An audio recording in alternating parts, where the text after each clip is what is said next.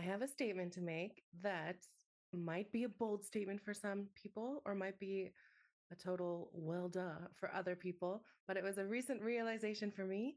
So, learning and playing along with a track doesn't hinder note reading success in piano lessons, it enhances it. I want to share with you a recent example from my teaching at Oclef that made me come to this realization in a way that I haven't before. I recently wrote this piece called Sarabande for Spring for stage one piano students. And when I wrote it, I also wrote an accompanying track that had orchestral instruments, but also had a metronome or a click track. And in this case, it was out of necessity because I made this for a Piano Tales production where we're syncing together performances of, for this piece, three different students are playing together. So having them play with a click track is really the only easy way that we can edit the videos together to make it sound like they're actually playing together.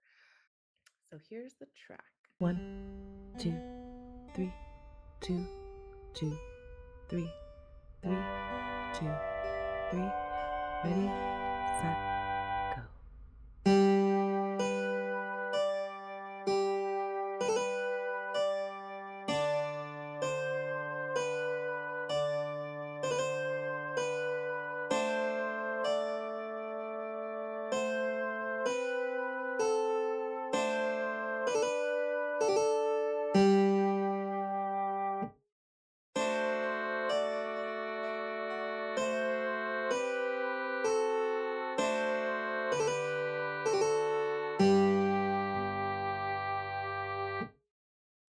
Okay, so one thing I noticed when I had the students practice with this track, and after we had learned the piece, we started practicing with the track.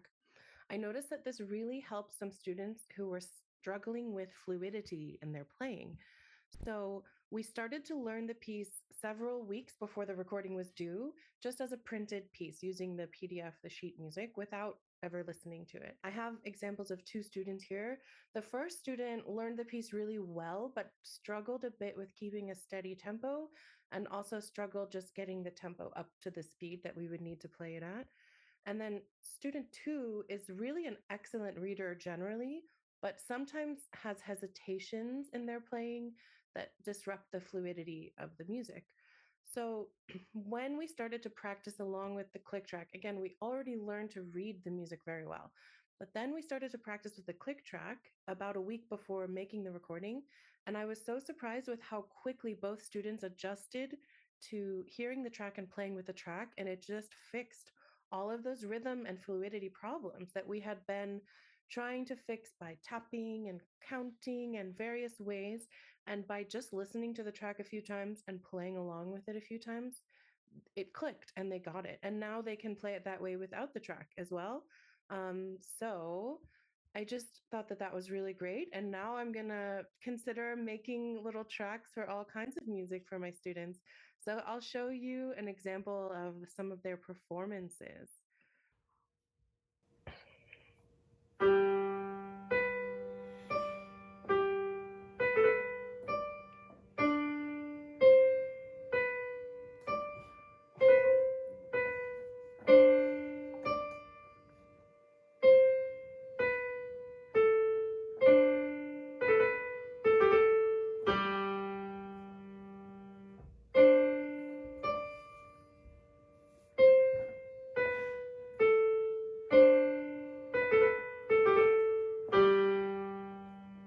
Yeah.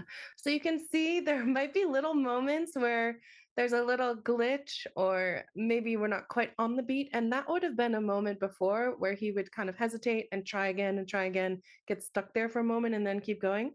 But with this click track, he just keeps on flowing and it works really well. And then this other performance I have, this is not Sarah Bound for Spring, actually. This is The Lost Etude from the same Piano Tales production. Look at those steady quarter notes.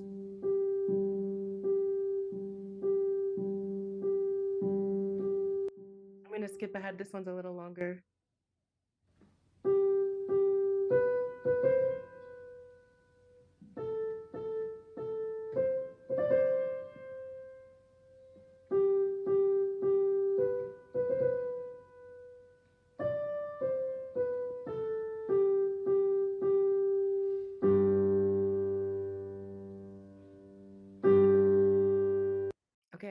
out there for now.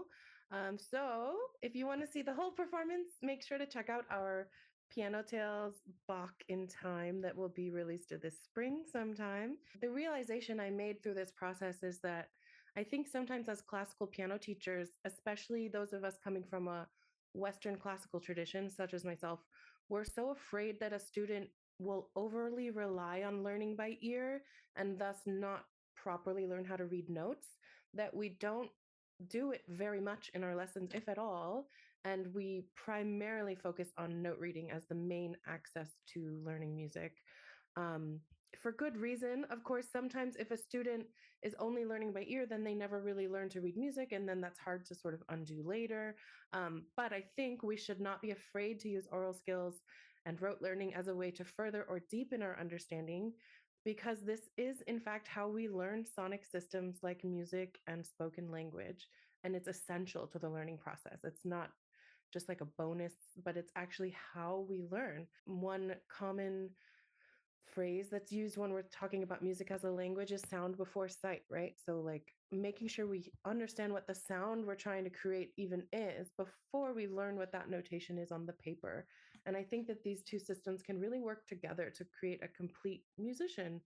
So that's all. Thanks for tuning in for another Talking Tunes. And I'm Glenda, and I'll see Wow. you next time.